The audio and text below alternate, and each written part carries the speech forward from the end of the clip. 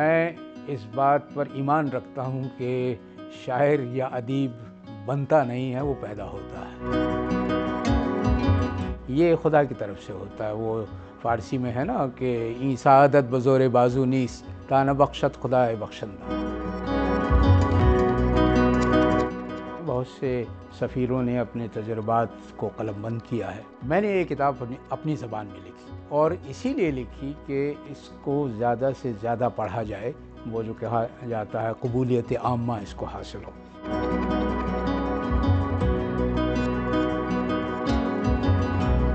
میرے اس پبلشر نے جو اس سے پہلے میری 4 کتابیں شائع کر چکا تھا، اور اس کتاب کا مسودہ اس نے 1.5 برس اپنے پاس رکھا، اس کی ساری کمپوزنگ بھی کروا لی۔ عین اس وقت پر جب کتاب کی طباعت ہو جانی چاہیے تھی، مجھ سے یہ کہا کہ صاحب میں بڑا معذرت خواہ ہوں، شرمندہ ہوں، لیکن میں یہ کتاب نہیں چھاپوں گا، اس لیے کہ میرے قانونی مشیر نے مجھ سے یہ کہا ہے کہ تم نے اگر یہ کتاب یہاں سے شائع کی تو تم مشکل میں پڑ جاؤ گے۔ اب میں نے اس سے پوچھا کہ بھائی مشکل کیا ہوگی؟ جب ایک بار یہ ہندوستان میں شائع ہو گئی اور اس کا چرچا ہو گیا، اس کی مقبول ہو گئی کتاب، تو پھر پاکستانی پبلشروں نے وہ جو کہا جائے کہ لائن لگا لی۔ بہت سے تھے جو یہ چاہتے تھے کہ وہ کتاب کو پاکستان سے شائع کریں، اس کا ایڈیشن پاکستانی نکالیں، بلکہ کچھ نے تو یہ جرأت رندانہ دکھائی کہ کہا کہ ہم اس کا پائریٹڈ ایڈیشن چھاپیں گے۔ ہندوستان میں شائع ہونے کے 2 مہینے کے اندر پاکستان سے اس کا ایڈیشن آ چکا تھا۔ ایک ایڈیشن چھپا، وہ ختم ہو گیا، دوسرا ایڈیشن چھپا، وہ بھی پبلشر کے کہنے کے مطابق اب تقریباً ختم ہونے والا ہے، اور ہو سکتا ہے کہ وہ اس کا تیسرا ایڈیشن بھی چھاپیں۔ یہ بتائیے کہ جو آپ کی کتاب ہے جس میں آپ نے ڈھیر سارے خاکے لکھے ہیں عام شخصیات کے، سب سے اچھی شخصیت آپ کو خود کون سی لگی؟ حکیم محمد سعید کی، جن کے متعلق ان کے ایک کویتی دوست ڈاکٹر عبد الرحمن العودی، جو کویت کے وزیر صحت تھے، برسوں تک وزیر صحت رہے، انہوں نے جو بات مجھ سے کہی تھی جب حکیم سعید کی شہادت کی خبر ان کو ملی اور میں گیا ان سے ملنے کے لیے، انہوں نے مجھ سے کہا کہ اللہ نے اب حکیم سعید جیسے لوگ بنانے پیدا کرنے بند کر دیے۔ آپ صلی اللہ علیہ وسلم کو دنیا کا سب سے بڑا انسان بنا دیا، پتھر باندھے پیٹ پر، کیا نہیں تھا ان کے پاس، لیکن غربت کو انہوں نے اتنی عظمت دے دی کہ میرا بھی غریب ہونے کو دل چاہتا ہے۔ یا پھر ڈاکٹر عبدالسلام جیسا نابغہ روزگار بھی میں نے اپنی زندگی میں بہت کم دیکھا ہو۔ وہ اس شخص میں جو توازن تھا، اس کے ہاں مذہب کا جو تصور تھا، وہ جس طرح سے اس نتیجے میں پہنچا تھا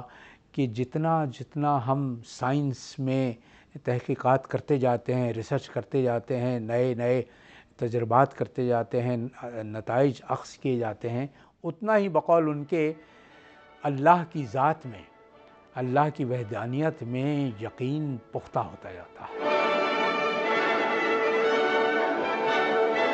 Selecting this year's winners of the Nobel Prize in Physics, it may be more than coincidental that the Swedish Academy of Science focused on the work being done in elementary particle physics. Nobel laureates Sheldon L. Glashow and Steven Weinberg, both of the United States, and Abdus Salam of Pakistan. کیسے ممکن تھا کہ professor Abdul Salam جیسا شخص، جو ایک ہیرا تھا، جو خدا کی طرف سے دین تھا، جس نے وہ کارنامہ کیا جو کوئی اور مسلمان سیاستداں 20ویں صدی میں نہیں کر سکا، اس کو ہم نے صرف یہ کہہ کے، یہ سمجھ کے راندہ درگاہ قرار دے دیا کہ اس کا مسلک یا اس کی مذہبی سوچ وہ ہمارے اکثریتی سوچ سے یا مسلک سے اتفاق نہیں رکھتی تھی۔ ہم کون ہوتے ہیں یہ فیصلہ کرنے والے کہ کون مسلمان ہے اور کون مسلمان نہیں ہے؟ یہ فیصلہ تو وہ کرے گا جس کا دین ہے۔ میں ذکر کرنا چاہوں گی ضیاء الحق صاحب کا۔ بہت سارے لوگ، اور آپ یہ بات جانتے ہیں، کہ ان کے بارے میں اتنی مثبت رائے نہیں رکھتے جتنی آپ نے لکھی، اور آپ نے ان کے بارے میں بہت اچھے الفاظ کا اظہار کیا ہے۔ کیا آپ واقعی سمجھتے ہیں کہ جو آج کل لوگ ان کو ابھی بھی کرٹیسائز کرتے ہیں کہ یہ جو بھی آج پاکستان بھگت رہے ہیں وہ ضیاء الحق کے دور کی وہ پالیسیاں ہیں جن کی وجہ سے ہم یہ بھگت رہے ہیں، کیا آپ کو واقعی لگتا ہے کہ یہ بات ٹھیک ہے یا یہ کہ لوگوں کا مفروضہ ہے؟ میں سمجھتا ہوں کہ مفروضہ ہے، بڑی حد تک مفروضہ ہے، اور ہم ایسے افراد کی تلاش کرتے ہیں کہ جن پر الزام دھرا جا سکے.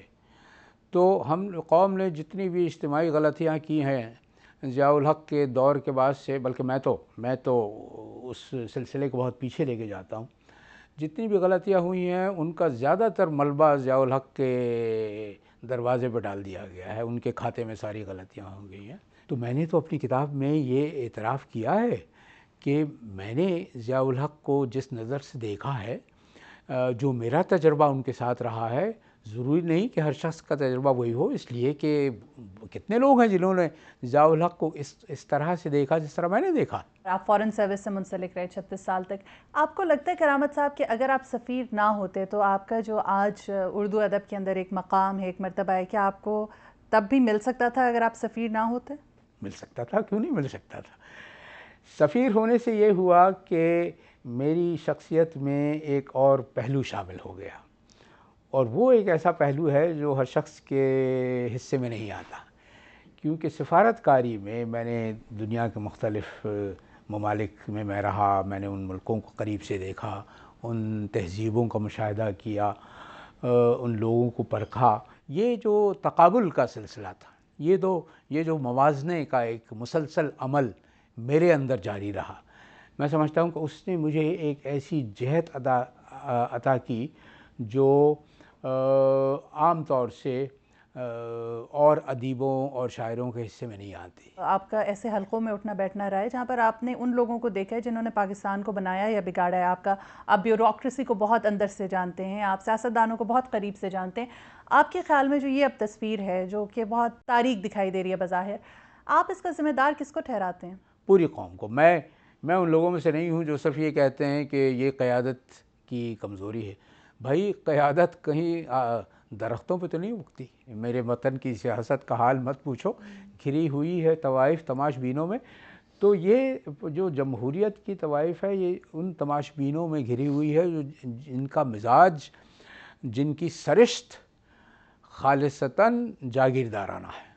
جاگیردارانہ سوچ اور جاگیردارانہ ذہنیت کے لوگوں کے حوالے جمہوریت کو کر دینا بالکل ایسا ہی ہے جیسے تم دودھ کی نگرانی پہ بلی کو بٹھا دو، یا بھیڑوں کی رکھوالی پر کسی بھیڑیے کو مامور کر دو.